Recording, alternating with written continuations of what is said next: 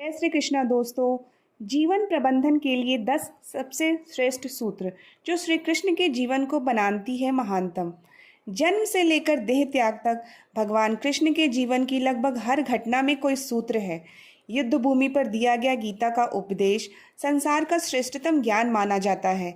Management गुरु कहें या जगत गुरु, किरधारी कहें या रणछोड़, भगवान कृष्ण के जितने नाम हैं उतनी कहानियाँ।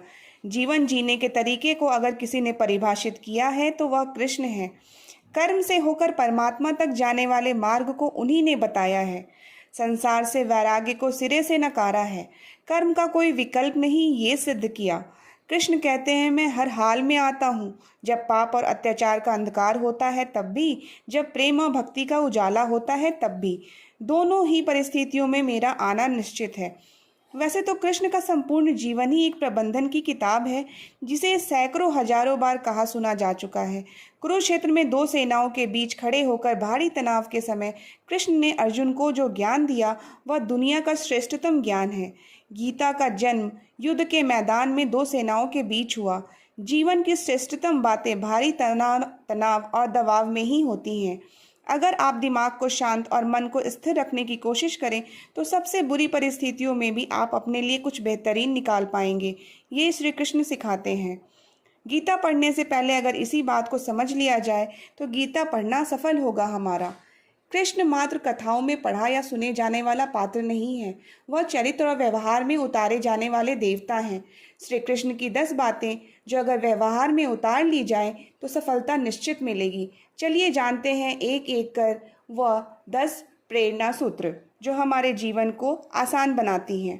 पहला सूत्र, शुरू से अंत तक जीवन संघर्ष ही है। कारागृह में जन्मे कृष्ण, पैदा होते ही रात में यमुना पार कर गोकुल में ले जाया गया। तीसरे दिन पूतना मारने आ गई। यहाँ से शुरू हुआ संघर्ष देह त्यागने से पहले द्वारिका डुबोने तक रहा। कृष्ण का जीवन कहता है, आप कोई भी हो, संसार में आए हैं तो संघर्ष हमेशा रहेगा। मानव जीवन में अगर परमात्मा भी सांसारिक चुनौतियों से बच नहीं सकता। कृष्ण ने कभी किसी बात की शिकायत नहीं की, हर परिस्थितियों को जिया और जीता। कृष्ण कहते हैं, परिस्थितियों से भागो मत, उनके सामने डटकर खड़े हो जाओ, क्योंकि कर्म करना ही मानव जीवन का पहला कर्तव्य है। हम कर्मों से ही परेशानियों से जीत सकते हैं। दूसरा सूत्र, स्वस्थ शरीर से ही विजय है। कृष्ण का बचपन माखन मिश्री खाते हुए गुजरा। आज भी लोग भोग लगाते हैं, लेकिन ये संकेत कुछ और हैं। आहार अच्छा हो, शुद्ध हो, बल देने वाला हो। बचपन में शरीर को अच्छा आहार मिलेगा तो ही इंसान युवा होकर वीर बनेगा। शरीर को स्वस्थ रखना है तो बचपन से ध्यान देने की जरूरत है। तीसरा सूत्र, पढ़ाई किताबी ना हो, रचनात्मक हो। कृष्ण ने अपनी शिक्षा मध्य प्रदेश के उज्जैन में सांदीपनी ऋषि के आश्रम में रहकर पूरी की थी। कहा जाता है 64 दिनों में उन्होंने 64 कलाओं का ज्ञान हासिल कर लिया था। वैदिक ज्ञान के अलावा उन्होंने कलाएं सीखी। शिक्षा ऐसी होनी चाहिए जो हमारे व्यक्तित्व का रचनात्मक विकास करे। संगीत, नृत्य, युद्ध सहित 64 कलाएं श्री कृष्ण के व्यक्तित्व का हिस्सा हैं। बचपन को कोरा ज्ञान ना भरें, उनकी रचनात्मकता को नए आयाम मिले, ऐसी शिक्षा व्यवस्था हो। चौथा सूत्र, रिश्तों से ही जीवन है, बिना रिश्तों के कुछ नहीं। कृष्ण ने जीवन भर कभी उन लोगों का साथ नहीं छोड़ा जिनको मन से अपना माना। अर्जुन से वो युवा अवस्था में मिले, ऐसा महाभारत कहती है, लेकिन अर्जुन से उनका रिश्ता हमेशा मन का रहा।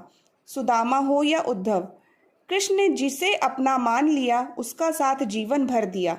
रिश्तों के लिए कृष्ण ने कई लड़ाइयाँ लड़ी और रिश्तों से ही कई लड़ाइयाँ जीती। उनका सीधा संदेश है, सांसारिक इंसान की सबसे बड़ी धरोहर रिश्ते ही हैं। अगर किसी के पास रिश्तों का थाती नहीं है तो वह इंसान संसार के लिए गैर ज़रूरी है। इसलिए अपने रिश्तों को दिल से जिएं, दिमाग से नहीं। पांचवा सूत्र, नारी का सम्मान समाज के लिए ज़रूरी। राक्षस नरकासुर का आतंक था। करीब 16,100 महिलाओं को उसने अपने महल में कैद किया था। महिलाओं से बलात्कार में उसे सुख मिलता था। कृष्ण ने उन्हें मारा, सभी महिलाओं को मुक्त कराया, लेकिन सामाजिक कुरीतियां तब भी थी। उन महिलाओं को अपनाने वाला कोई नहीं था। खुद उनके घर वालों ने उन्हें दूषित मानकर त्याग दिया। ऐसे में कृष्ण आगे आए, सभी 16,100 महिलाओं को अपनी पत्नी का दर्जा दिया, समाज में उन्हें सम्मान के साथ रहने के लिए स्थान दिलाया।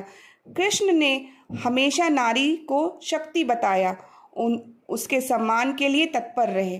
पूरी महाभारत नारी के सम्मान के लिए ही लड़ी गई।